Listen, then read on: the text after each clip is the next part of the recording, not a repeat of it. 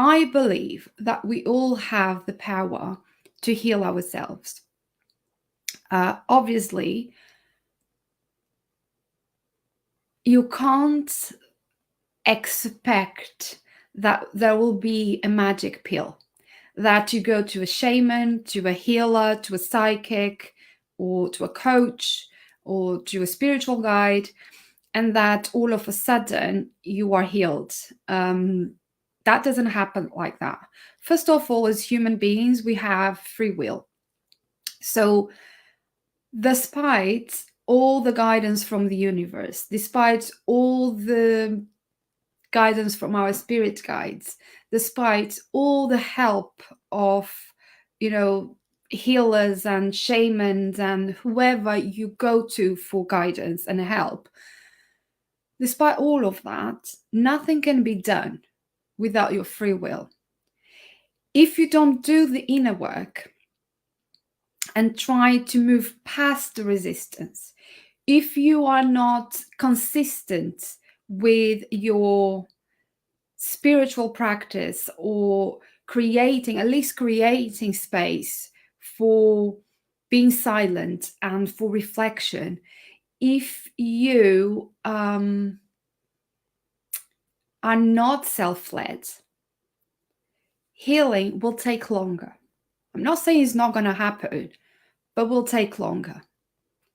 Because the thing that we have to realize is anything that is external will heal what's within us.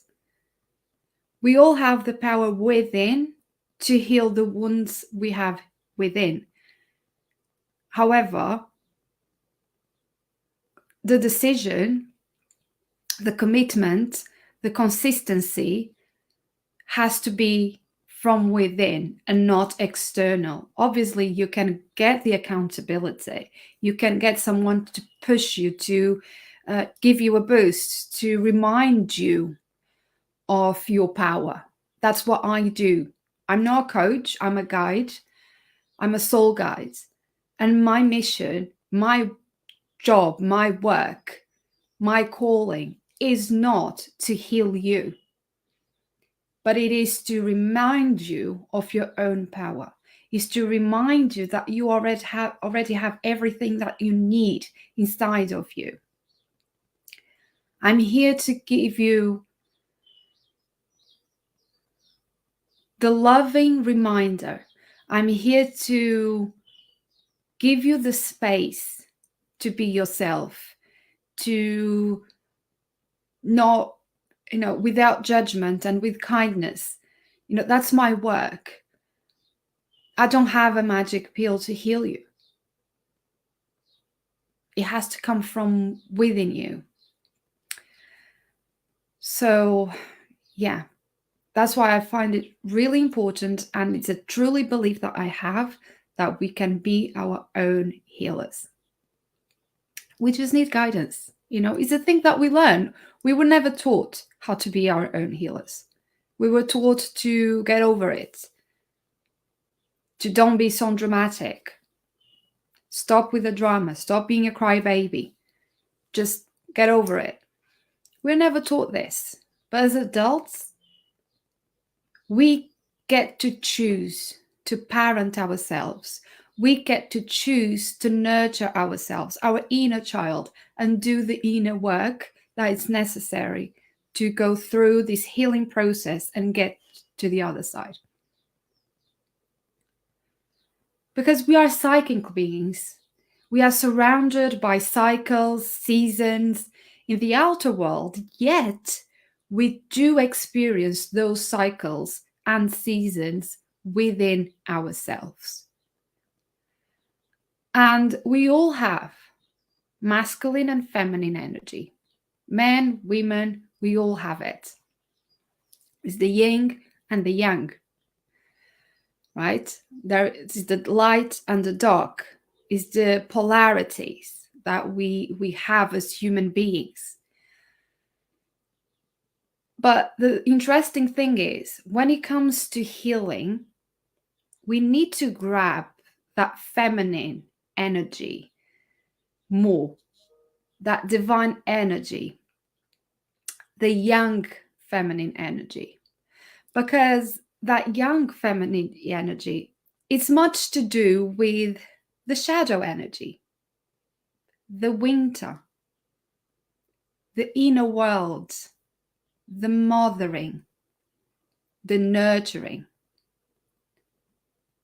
It's the divine energy, and that's what we have to lean in more to start processing and diving into this inner work in order to heal. Obviously, we want to have the balance between the yin and the yang, the masculine and the feminine. But most times, we lean more into the masculine energy, which is, let's move on. I'm not going to deal with this now. Let's do. And we really avoid, consciously or unconsciously, we really avoid being in the feminine energy of creating space, of reflecting, of being. Because we know once we are in that place, we're going to meet our shadows, because we are opening the door for those things to come forward. And I think our own fears unconsciously lead us into getting into the masculine energy and not leaning into the divine feminine energy as much. And although we want the balance, we want to get to know our own feminine energy, right? Because we have it. We all have it within us, men and women, we all have it. And it is this winter inner energy that will allow us to slow down, to go within, to receive, to heal, to feel. That's the feminine energy. The masculine is the doing. It's not the feeling, right? And we know that sometimes we don't want to feel the things. And so we don't lean into the feminine energy. We don't do it because we know it will house our shadow self, which in all truth is just the parts of us that we feel ashamed of, that we judge, that we reject, that we despise, that we judge in ourselves. And so when we are in this divine feminine energy, we are opening ourselves up to doing the shadow work, which only simply means shadow work, only simply means deep inner work. However, it's worth remembering that inner work cannot be forced. You can't force it. Inner work will come up when it has to come up, because it is an intuitive process. You will know when is the right time to come up, when you are ready to dive into that inner work. So you cannot force it. You will be invited to.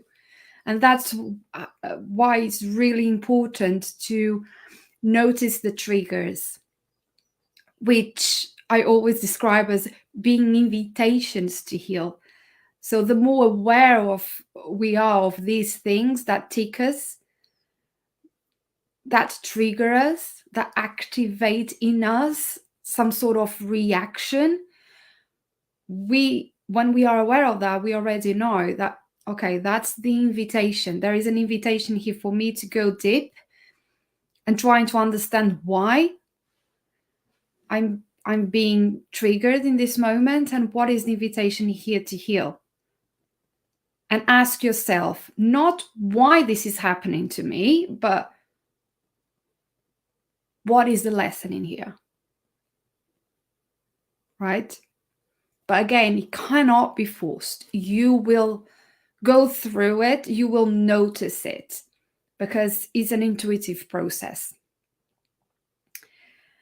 And it's important to remember that in order to experience true healing, the true deep healing, not the facades, not what we portray that we're doing, it's just not holding crystals and lighting incense or lighting candles and just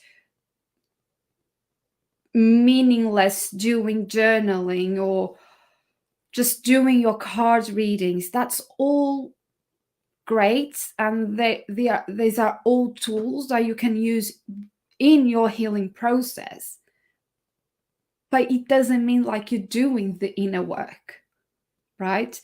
So it's important to remember that in order for you to really experience the healing and the light within, we must be willing to meet our shadows. There is no other way of doing it. Avoiding those parts of you that you don't like, that you feel people will judge, that are not acceptable, avoiding that, it's not really going into the deep inner healing. We have to go through meeting our own shadows. It's really important that we do that. And so many of us, and that's the funny thing, so many of us strive for the love and light energy, this buzz that is going on in Instagram, that you follow these spiritual coaches and gurus and spiritual teachers and healers and influencers that you see on social media embodying the truth. And there is spectrums of it. There are these people that just portray, yes, I can take pictures of me doing meditation and doing yoga and doing all these things just for the feed, just to have a beautiful Instagram feed and followers. And then I can do, there's this other spectrum of people that actually go through it and go through the ugly part of healing, because healing is not enlightenment. The enlightenment, the light, comes after, right? And many people that you might see online, they are not showing you the ugly side of healing. So don't buy on everything that you see. However, yes, they are true healers and gurus and spiritual teachers and healers and guides that really go through that and share with you the ugly and the beautiful. But when we strive, or when most of us strive for that love and light that we see other people embodying,